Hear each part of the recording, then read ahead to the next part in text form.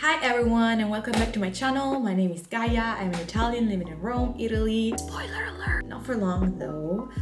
The reason why I'm here today is to announce that I will be moving to Seoul, South Korea. No, not going on a trip. I will be moving there. Yes, so in April, in a couple of months, I will be moving to Seoul for a whole year.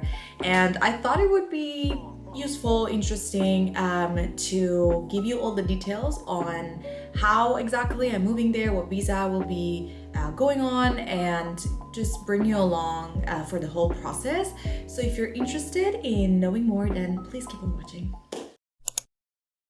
Okay, so as I said, I will be moving to Seoul in April, and I will be going there on an H1 visa, also called a working holiday visa. People from the ages of 18 to 30, 35, depends on your country, can apply. You can be in Korea for up to a year with this visa, and you can either just go there and be a tourist, hence the name holiday visa, or you can also work. You can find a part-time job which has to be up to 20 to 25 hours a week. You cannot work in all fields or more like professional specialized fields like doctor or even teacher. You can do simpler jobs, other jobs like waiter or dishwasher or working in an office or something like that. So, and still the name working visa. I think it's a visa that is trying to promote Korean culture and trying to have more people, especially young people, come to the country to kind of get a taste of the life and just discover Korea, I guess. And so that is the visa that I am applying for. And I say applying for because actually I haven't applied yet. I'll be explaining you the process I went through to apply for this visa kind of generally, and keep in mind that some of the requirements slash like documents and papers that you need to get ready to apply for this visa may differ from country to country. I think generally the rules and the requirements are very similar for everyone, but they may differ slightly from country to country. So requirement number one is the age thing, as we said. So it's usually, you know, between the age of 18 to 30, 35. And requirement number two, I guess the other biggest and real requirement is you need at least $3,000 roughly in your bank account. You need a signed bank statement that basically says that you have at least $3,000 in your bank account. Now this, for example, in my case here in Italy, I know that you can have one of your parents just give their bank statement and act as kind of like a safety fund, I guess. So you will be giving the embassy their bank statement so that you can prove that if anything goes wrong, you don't have enough money, you can, like your parents can support you. Requirement number three, I guess, would be you need a round trip flight to and from Korea. So you need obviously a departure flight and then a return flight within a year from your departure. So this is one of those cases where I know for a fact that in some other countries like UK, I think in Germany, you have the possibility of only buying the departure flight and then leaving the like return open, but proving to the embassy that you have like more money on your bank account to in the future like buy the return ticket, which is like in my case that was not possible. Unfortunately, I tried asking the embassy multiple times and making them understand that I cannot buy a return ticket because I don't know when I'm gonna be coming back yet,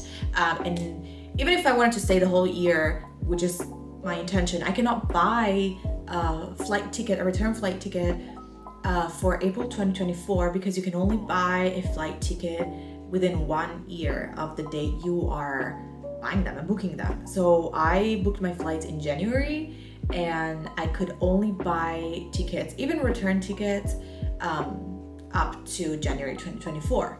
So since I'm leaving in April, I would like to buy a return ticket in April 2024. That was not possible. So I tried making the embassy understand that, and they were like, no, you're going to have to change your date in the future. So just keep that in mind. Some countries allow you to do that, some others don't. So just check with your embassy first, I would say. Requirement number four. Is you need a travel insurance, and you need a travel insurance that covers the whole year. Even if you're thinking of staying only like 6 months on the H1 visa, you still have to get an insurance that covers the whole year. I think they just want to make sure that if in the future you decide to stay longer or whatever, you have the whole year covered, so they do not have to like worry about that if anything happens to you there, blah blah blah. Less hassle basically. So yes, that's requirement number 4. Requirement number 5 is just a bunch of documents like that they have that they make you fill in.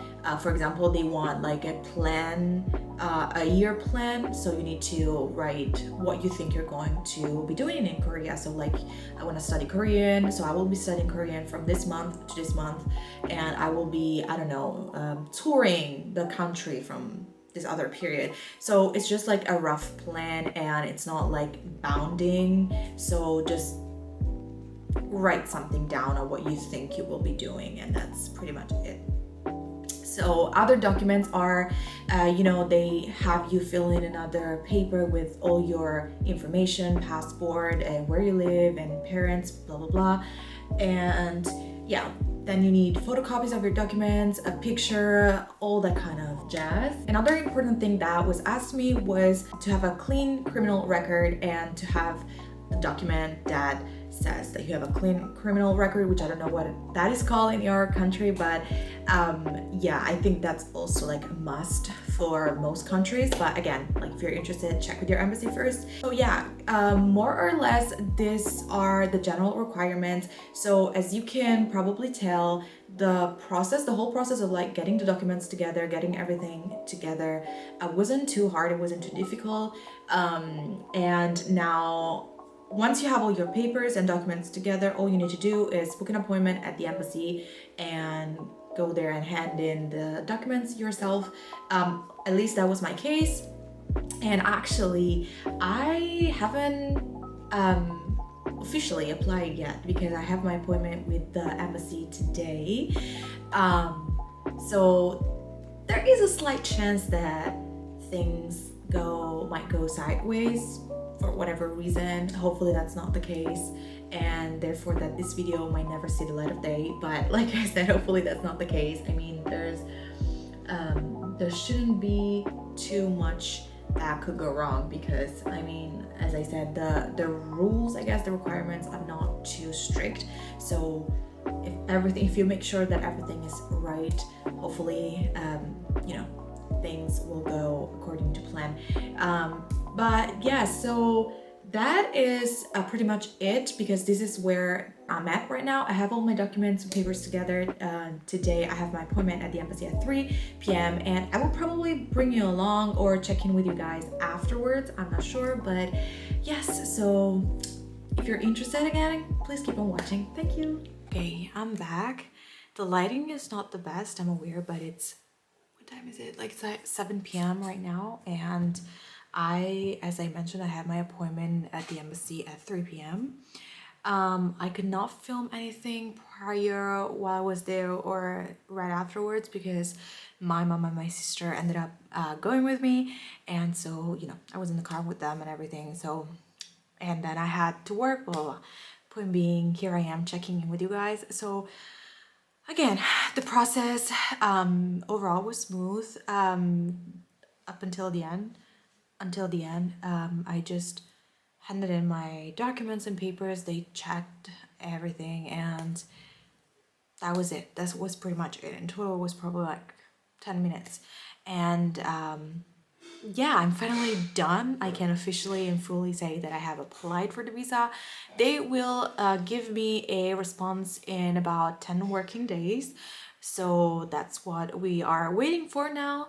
And after that, I mean, as I said, if everything goes according to plan, so I get my visa, I will be leaving Italy on April 3rd. And yeah, and then my journey begins.